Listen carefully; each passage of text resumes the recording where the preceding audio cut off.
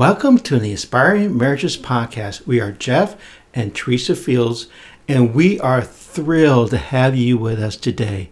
The incredible music that you heard in our intro was the incredible work of our very own son, Joseph Taylor Fields. We've been happily married for 32 amazing years. Along the way, we've been blessed by 3 incredible children. And we have a fantastic son-in-law and the most precious grandbaby you could imagine. Get ready to be inspired. As we open up about our journey, our mission is to ignite a spark in couples everywhere. We're all about nurturing deep friendship and cultivating marriages that thrive in every way. Spiritually, emotionally, romantically, and physically. Join us on this incredible adventure. Be sure to check out our website at inspiringmarriages.net. Dive into all our previous episodes with detailed show notes that will enrich your listening experience. Plus, scroll down to find our Keep in Touch section where you can sign up and receive our latest offerings absolutely free. That's right. And don't miss out on the inspiration. Visit us today. Over the years, Jeff, we have seen marriages and couples who struggle. People are having trouble dealing with negative outside influences for their family and for their marriage. So we're just going to focus today on setting healthy boundaries.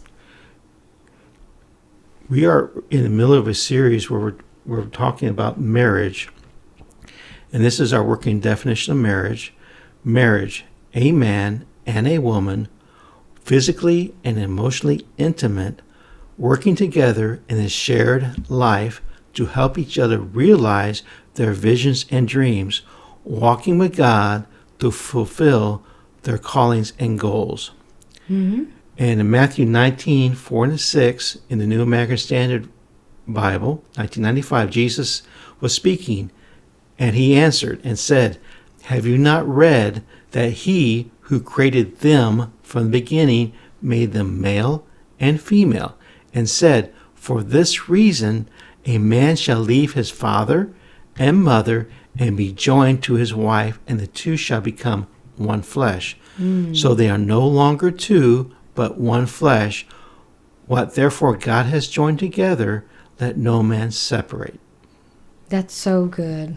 That is so good. I just love how Jesus expounded on what God originally said to Adam and Eve in Genesis.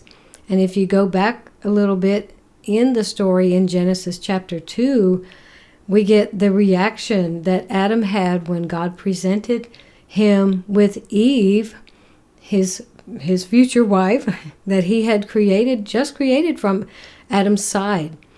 So this is verses 23 through 25, the New Living Translation from Genesis chapter 2. "At last," the man exclaimed, "this one is bone from my bone and flesh from my flesh. She will be called woman because she was taken from man." And of course, now the scripture keeps going on and saying, "This explains why a man leaves his father and mother and is joined to his wife, and the two are united into one. Now the man and his wife were both naked, but they felt no shame." And I really like this emphasis. We're going to be talking about this. The man and wife are joined together, and the man has to leave his father and mother.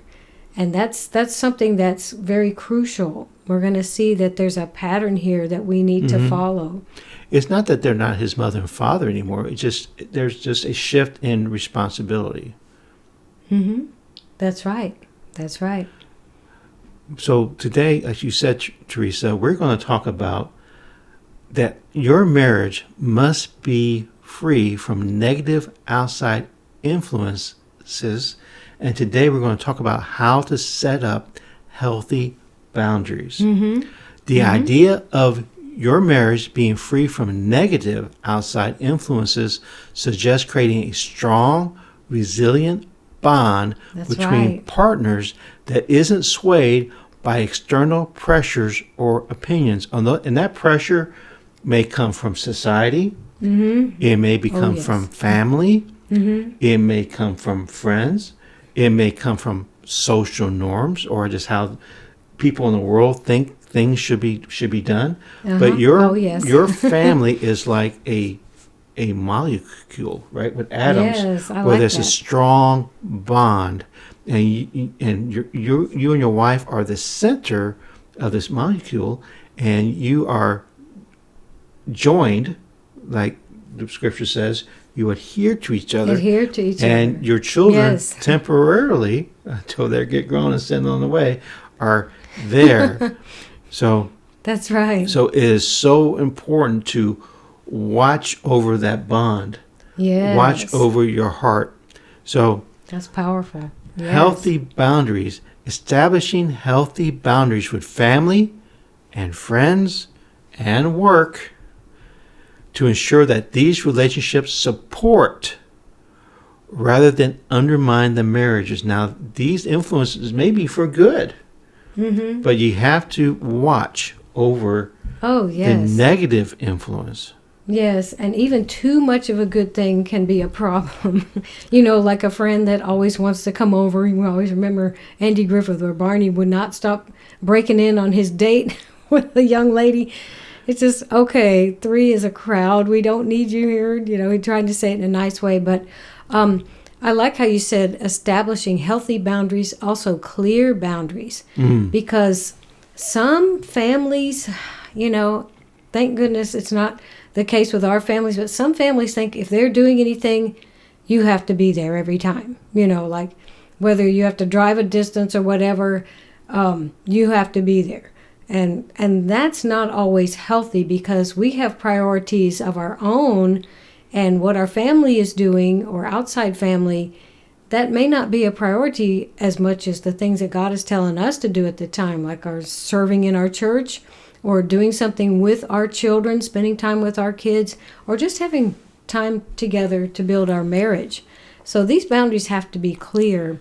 And one thing that came to my mind was I've heard people say this just as a small thing, like, okay, telling their friends, just don't text me or call me after a certain time because this is my time where we're having dinner, sitting down together as a family, and we want to spend the evening together. Or you may have to tell friends, I'm not going to talk on the phone, or I'm not going to play games with you after a certain time. I know a lot of young people do that. That's fine as long as you give it some boundaries and you don't let playing games with other people or being out with friends keep you from spending time with your spouse and having some family time at home. So set some clear boundaries. Right.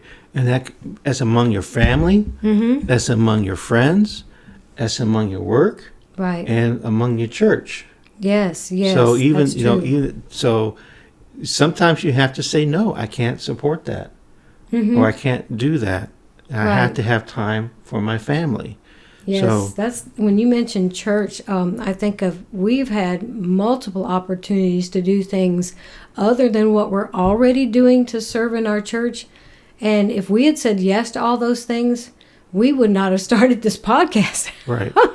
We wouldn't have started focusing on how we can keep building our marriage and then start helping other people build their marriages. I was thinking about that today. Like, there are things we had to say, that's great, and I know I could do that, but I have to pray about it. And not just saying I'll pray about it and never tell people a decision, but we know those things were not what we needed to be spending our time on, and in addition to what we already do. So that's great that you brought that up.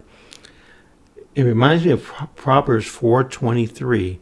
This is also in the New American Standard Bible, 1995. Watch over your heart with all diligence. From it flow the springs of life. So yes, your marriage, you should watch over your marriage just as if you were watching over your heart, because your marriage is your center of your life.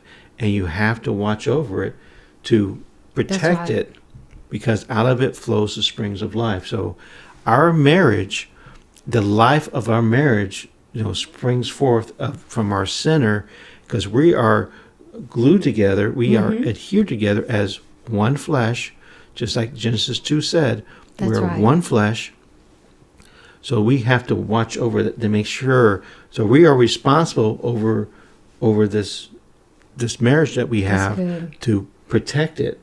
Just like in Adam, remember we had a series before, he was to watch and cultivate and protect the garden. That's right. So the same thing that we should have to do for our marriage. We have to watch, cultivate, and protect it. Right? Yes, absolutely. Absolutely. That's so good. Now, sometimes, Teresa, and maybe you had this experience, sometimes you have to separate from your family or your friends who are knowingly or unknowingly undermining your marriage. Right. That's right.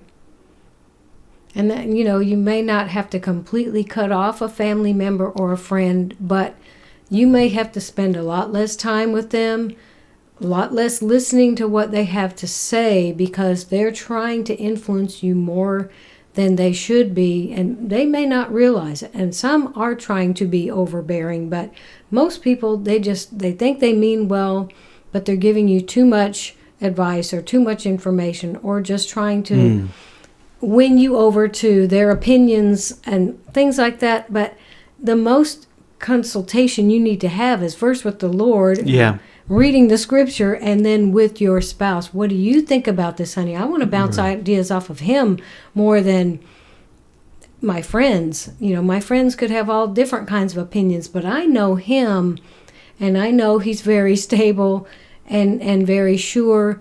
And if he doesn't know something, he'll tell me. But if he has an opinion, it's something weighty to me that I need to listen to. And same thing for me. Teresa's opinion means more to me than any other person on the face of the earth. So when she tells me something, I take that, I give it the gravity and the seriousness that it deserves. And sometimes you have to make the tough choice. Right. Okay, we can't go over that. You can't play with those people anymore. We don't like. They may have games that you don't approve of, or they may watch things that you don't. They may watch movies or shows that you don't approve for your children to be exposed to. Right, or even us, as adults, we have to guard our hearts, like the verse said, and guard our marriage, because most movies, it's hard to find movies that are not offensive to believers, that are not going to fill your heart and mind with images and ideas that are very worldly and ungodly. And you don't want that creeping into your marriage, whether it's a friend watching that movie or whether you go. I mean, we have had to walk out of a movie before. It was just like, oh no, this is too much.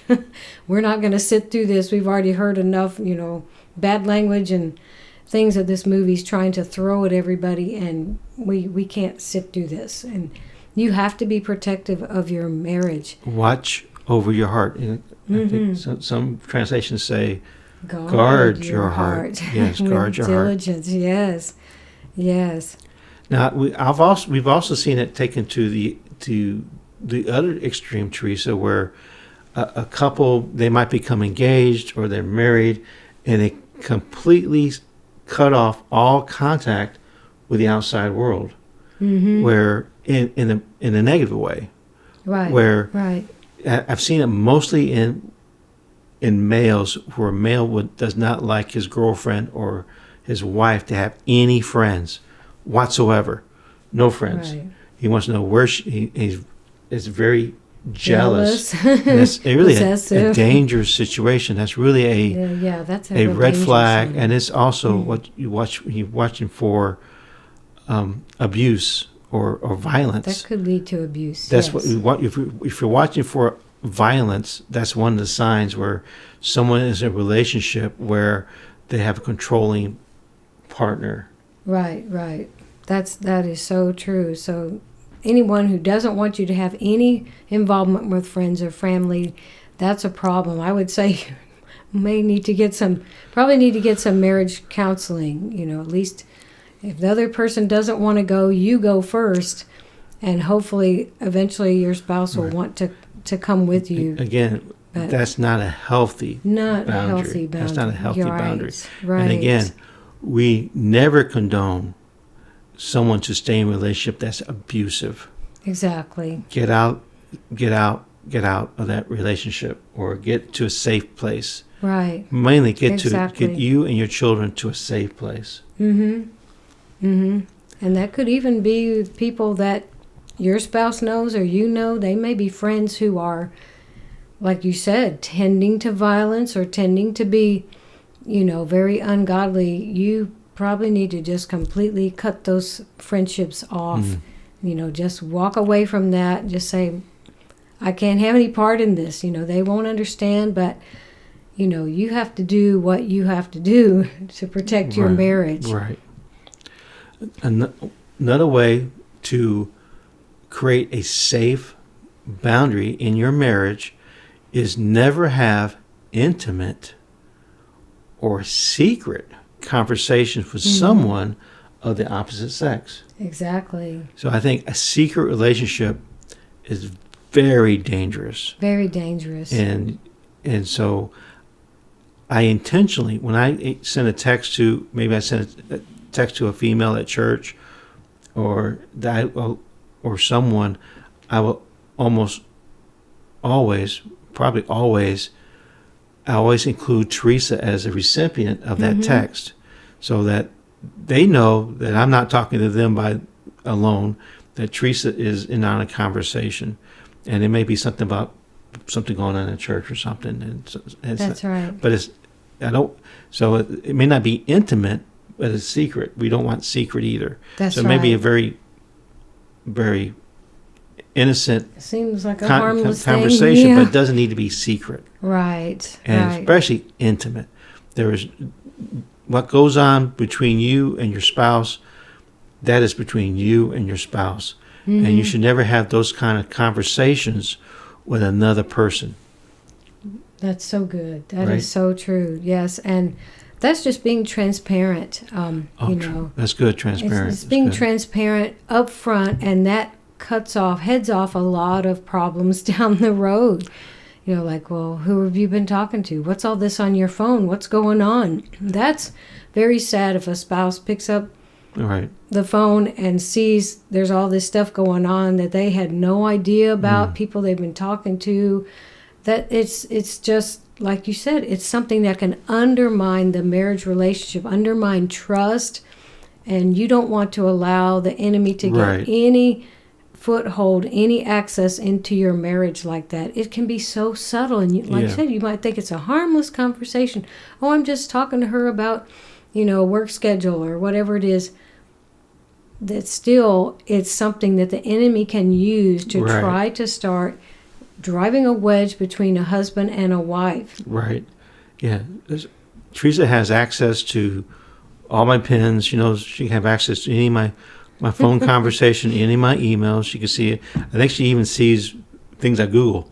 I think it shows up on her. Oh, it does show up on my phone. On her phone, so yeah, I can see all the history. She can see what I'm Googling or searching for, so she can see it all. That's right. So it's between her. I mean, I have no secrets from her. That's so good. So she knows she has access to anything. All my emails, she can see all my emails, and so it's just it's open book. So it's never good to have a secret or intimate conversations with someone of the opposite sex. That's right. That's right. So this is very much related. Another point about this is you cannot spend time alone with a person of the opposite sex. Right. Exactly. And I know and people work with mixed genders. I mean, people work with men and women, and sometimes you work together, but it should never be alone at night by yourselves. You have to watch that. You need to avoid every appearance of evil, right? You have to avoid That's wisdom. You don't want to even be an appearance of evil. You your integrity is at stake. You don't. So you have to be very careful. Even it might even be a church function or a church volunteer situation, but there should never be a time. I know there's never a time when I'm alone with a female Right. together. Right. Alone. No. Yeah. I know there's sometimes that counseling sessions they may be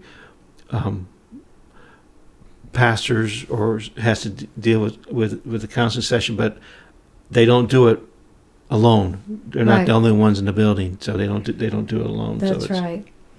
Yeah, that has to be a safe place, specifically. Yes, that is so good. Another thing, the way to set up healthy boundaries, you have to give your spouse the right to speak up and express any concern that he or she may have about something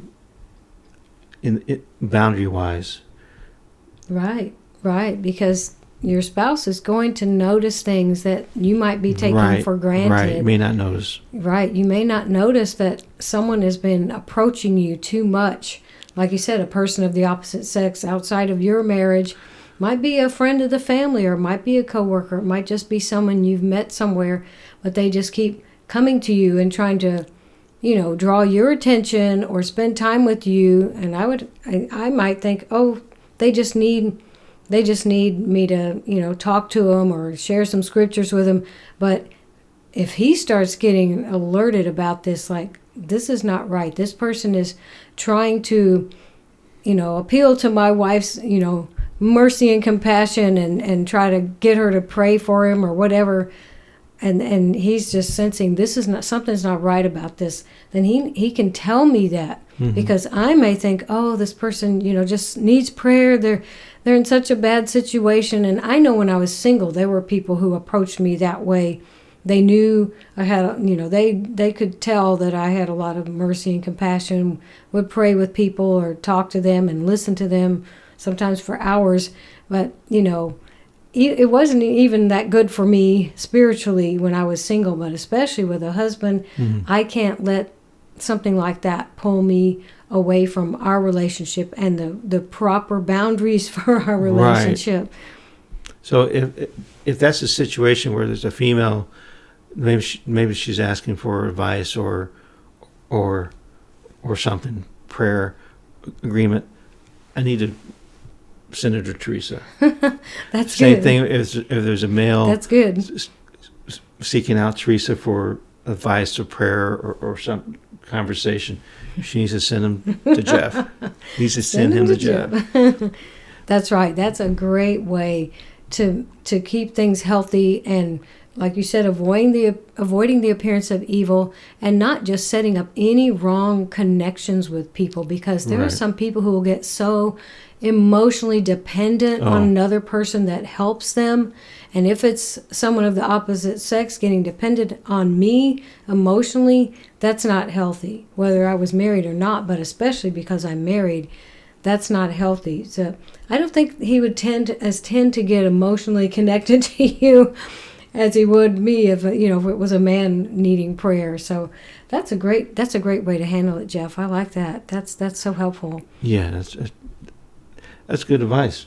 It is. We'll take that into consideration. We haven't had to deal with that, any time recently, but I think that's very helpful for anything down the road. That's so good. So I think if you're having trouble with negative outside influences, first thing you have to do is set up healthy boundaries.